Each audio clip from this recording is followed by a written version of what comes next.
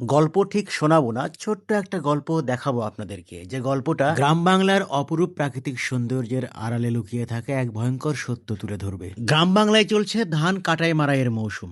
বগুড়ার ভাষায় যেটাকে বলে কাটামারি। বগুড়ার কথা কেন বলছি, কারণ এই জায়গাটা বগুড়া জেলার মধ্যেই নবগঠিত মোকামতলা উপজেলার সৈয়দপুর ইউনিয়নের কুকি কালিদাস গ্রামের মেঠোপথ দেখছেন। বগুড়ার এই অংশে নদী খাল নেই বললেই চলে, একেবারেই সমতল। তবে বৃষ্টির পানি জমে ধান কাটতে কিছুটা সমস্যাই হয়ে যাচ্ছে। যারা লোক লাগিয়ে ধান কেটে নিচ্ছেন তাদের খরচের টাকা গুনতে হচ্ছে বেশি। এই অঞ্চলে বিঘা প্রতি 4,000 টাকা লাগছে ধান কাটিয়ে নিতে। আর যদি ধানের জমিতে পানি থাকে তাহলে সেটা 5,000 টাকা পর্যন্তও খরচ হচ্ছে।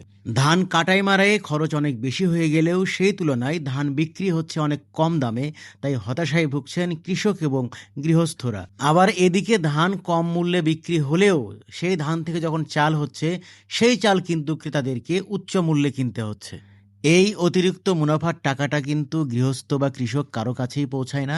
এটা সরাসরি চলে যায় অসাধু মধ্যস্বত্বভোগীদের পকেটে, যাদেরকে এক কথায় বলা হয় সিন্ডিকেট।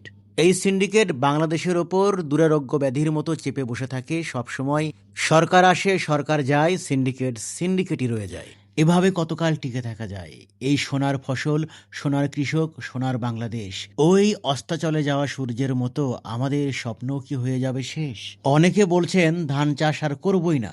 সত্যিই তো, হাল ছেড়ে দেওয়া ছাড়া তাদের আর কি বা করার আছে বলেন? সারাদিন আলো বিলিয়ে ক্লান্ত সূর্য অস্ত যাচ্ছে যেন, কিন্তু দেশ জুড়ে খাবারের উৎস বিলিয়ে ক্লান্ত শ্রান্ত কৃষকরা যেন হারিয়ে না যান, এটাই থাকবে প্রত্যাশা।